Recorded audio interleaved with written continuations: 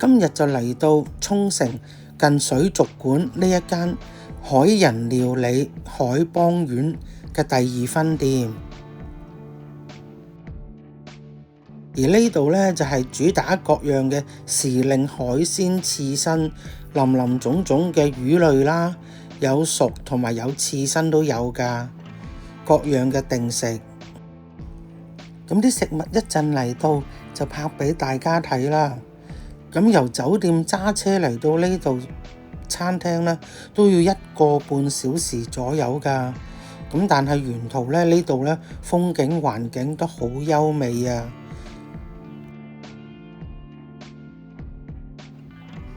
好啦，啲食物呢就嚟到啦。咁大家睇下我哋食乜嘢？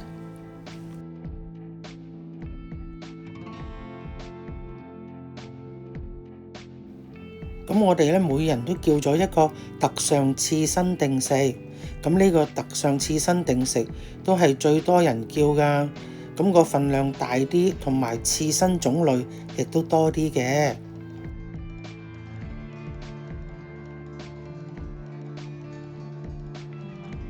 咁我因為鍾意食海葡萄啦，咁我就追加咗。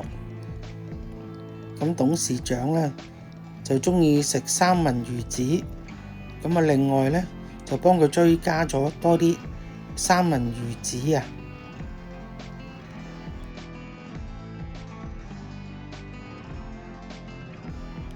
咁我哋就食嘢先啦。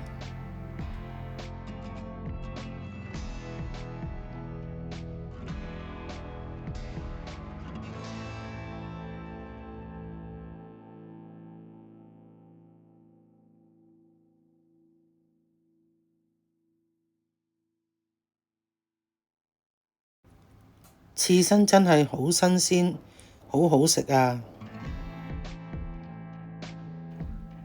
大家如果開車去水族館嘅話呢，咁都可以預早多少少時間嚟呢度試下海邦丸海人料理。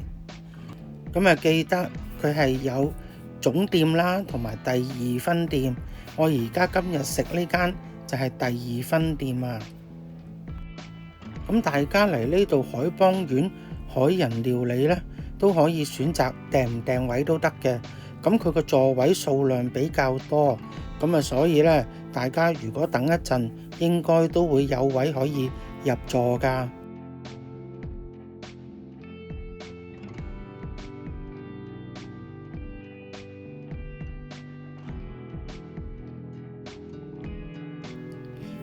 好啦，而今日呢，就帶大家去呢個海邦丸海人料理嘅總店嗰度食飯，因為我真係好鍾意呢一間餐廳。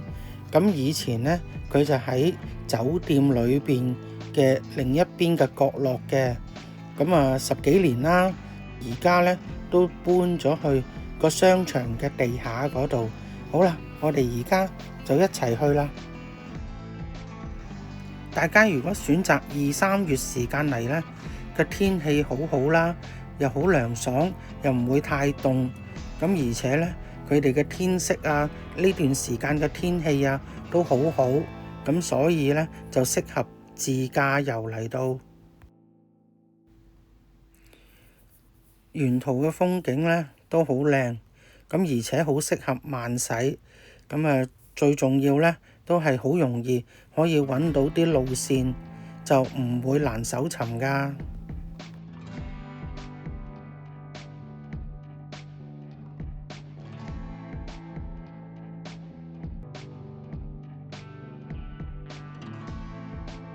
好啦，我哋呢話咁快就嚟到海邦丸海人料理嘅總店啦。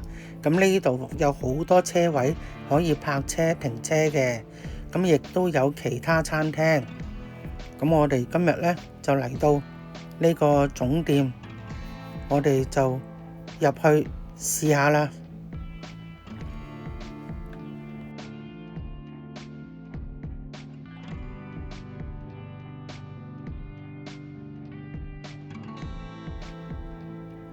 咁我哋而家嚟到呢一間就係海邦丸海人料理嘅總店。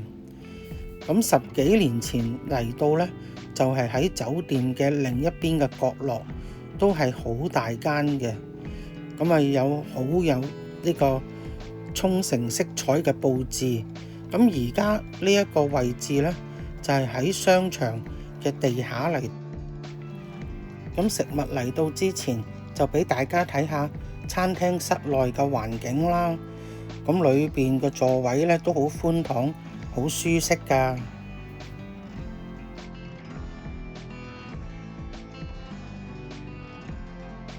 咁而家啲食物就嚟到啦。咁啊，大家睇下我哋今日食呢個特上刺身嘅款式啦，同分店又有啲唔同㗎。咁我亦都係有追加咗三文魚子嘅，咁同埋咧追加咗吞拿魚。佢哋嘅魚類咧就真係好新鮮。可能大家就會覺得其他地方都有餐廳，使唔使咁遠嚟到啊？咁就係因為咧佢哋就有好濃厚嘅沖繩色彩，咁同埋啲魚生刺身咧都好好食。咁個價錢呢，我覺得亦都係好合理啊！咁順帶一提啦，呢度除咗特上刺身定食、魚生刺身之外呢，佢亦都有好多係當日嘅魚類燒魚係熟食。我見啲熟嘅燒魚定食呢都好吸引㗎，亦都有好多人叫嗰啲魚呢係好大條。不過我哋呢就想食刺身，咁就冇另外再嗌呢個燒魚定食，食唔晒啊嘛。